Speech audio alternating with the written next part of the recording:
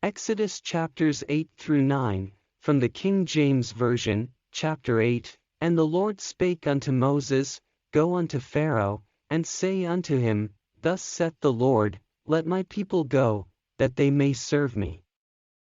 And if thou refuse to let them go, behold, I will smite all thy borders with frogs, and the river shall bring forth frogs abundantly, which shall go up and come into thine house, and into thy bedchamber, and upon thy bed, and into the house of thy servants, and upon thy people, and into thine ovens, and into thy kneading troughs, and the frogs shall come up both on thee, and upon thy people, and upon all thy servants.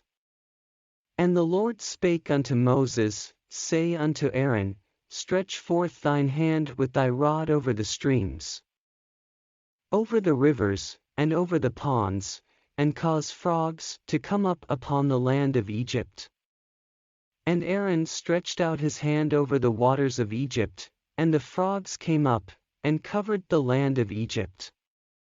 And the magicians did so with their enchantments, and brought up frogs upon the land of Egypt. Then Pharaoh called for Moses and Aaron, and said, Entreat the Lord, that he may take away the frogs from me, and from my people, and I will let the people go, that they may do sacrifice unto the Lord. And Moses said unto Pharaoh, Glory over me, when shall I entreat for thee, and for thy servants, and for thy people, to destroy the frogs from thee and thy houses, that they may remain in the river only? And he said, Tomorrow. And he said, Be it according to thy word, that thou mayest know that there is none like unto the Lord our God. And the frogs shall depart from thee, and from thy houses, and from thy servants, and from thy people, they shall remain in the river only.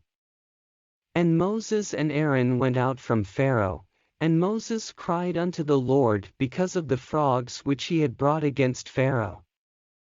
And the Lord did according to the word of Moses, and the frogs died out of the houses, out of the villages, and out of the fields. And they gathered them together upon heaps, and the land stank. But when Pharaoh saw that there was respite, he hardened his heart, and hearkened not unto them, as the Lord had said.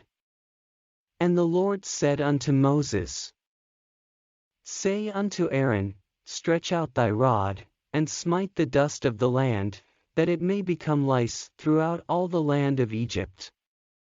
And they did so, for Aaron stretched out his hand with his rod, and smote the dust of the earth, and it became lice in man, and in beast, all the dust of the land became lice throughout all the land of Egypt. And the magicians did so with their enchantments to bring forth lice, but they could not, so there were lice upon man, and upon beast.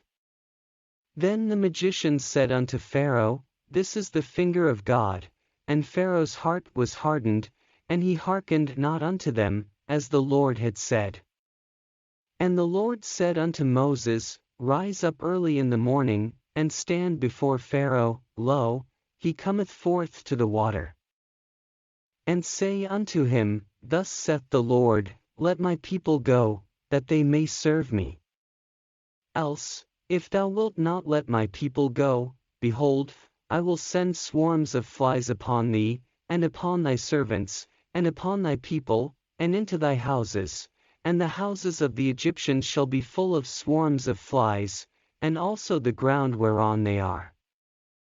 And I will sever in that day the land of Goshen, in which my people dwell, that no swarms of flies shall be there, to the end thou mayest know that I am the Lord in the midst of the earth. And I will put a division between my people and thy people, tomorrow shall this sign be.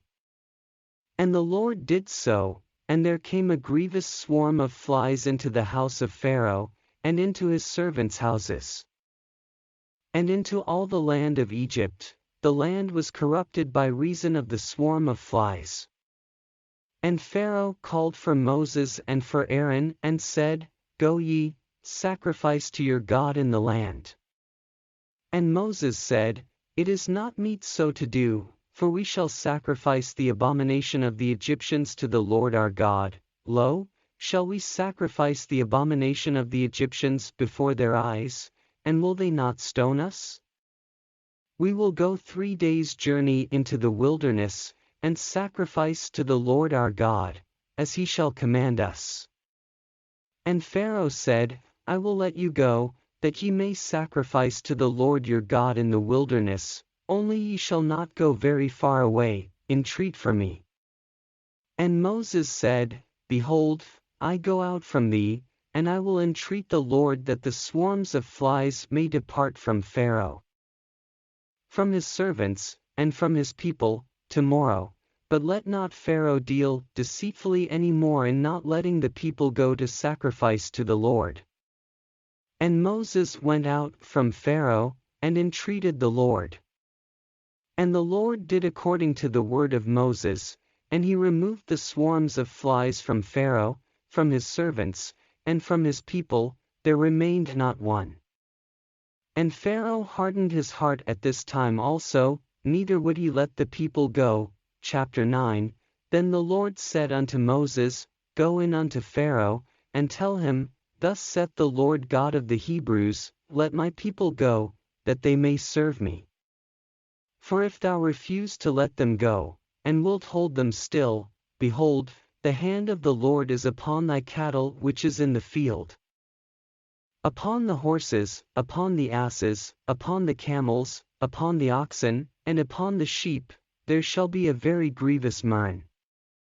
And the Lord shall sever between the cattle of Israel and the cattle of Egypt, and there shall nothing die of all that is the children's of Israel. And the Lord appointed a set time, saying, Tomorrow the Lord shall do this thing in the land. And the Lord did that thing on the morrow, and all the cattle of Egypt died, but of the cattle of the children of Israel died not one. And Pharaoh sent, and, behold, there was not one of the cattle of the Israelites dead. And the heart of Pharaoh was hardened, and he did not let the people go. And the Lord said unto Moses and unto Aaron, Take to you handfuls of ashes of the furnace, and let Moses sprinkle it toward the heaven in the sight of Pharaoh. And it shall become small dust in all the land of Egypt, and shall be a boil breaking forth with blains upon man, and upon beast, throughout all the land of Egypt. And they took ashes of the furnace, and stood before Pharaoh, and Moses sprinkled it up toward heaven, and it became a boil breaking forth with blains upon man, and upon beast. And the magicians could not stand before Moses because of the boils, for the boil was upon the magicians, and upon all the Egyptians. And the Lord hardened the heart of Pharaoh, and he hearkened not unto them, as the Lord had spoken unto Moses. And the Lord said unto Moses, Rise up early in the morning, and stand before Pharaoh, and say unto him, Thus saith the Lord God of the Hebrews, Let my people go, that they may serve me. For I will at this time send all my plagues upon thine heart, and upon thy servants, and upon thy people, that thou mayest know that there is none like me in all the earth. For now I will stretch out my hand, that I may smite thee and thy people with pestilence, and thou shalt be cut off from the earth. And in very deed for this cause have I raised thee up, for to shew in thee my power, and that my name may be declared throughout all the earth. As yet exaltest thou thyself against my people, that thou wilt not let them go? Behold, tomorrow about this time I will cause it to rain a very grievous hail, such as hath not been in Egypt since the foundation thereof even until now. Send therefore now, and gather thy cattle, and all that thou hast in the field, for upon every man and beast which shall be found in the field, and shall not be brought home, the hail shall come down upon them, and they shall die. He that feared the word of the Lord among the servants of Pharaoh made his servants and his cattle flee into the houses, and he that regarded not the word of the Lord left his servants and his cattle in the field. And the Lord said unto Moses, Stretch forth thine hand toward heaven, that there may be hail in all the land of Egypt, upon man, and upon beast, and upon every herb of the field, throughout the land of Egypt.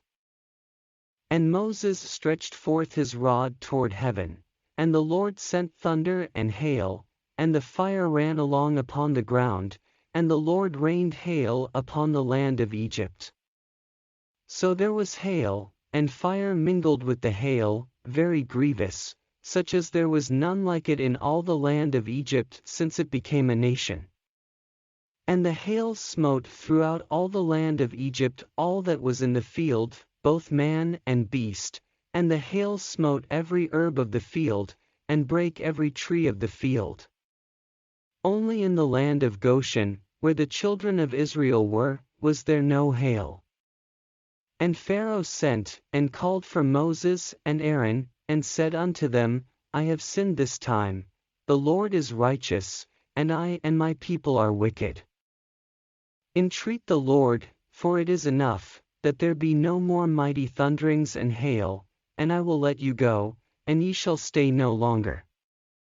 And Moses said unto him, As soon as I am gone out of the city, I will spread abroad my hands unto the Lord, and the thunder shall cease, neither shall there be any more hail, that thou mayest know how that the earth is the Lord's.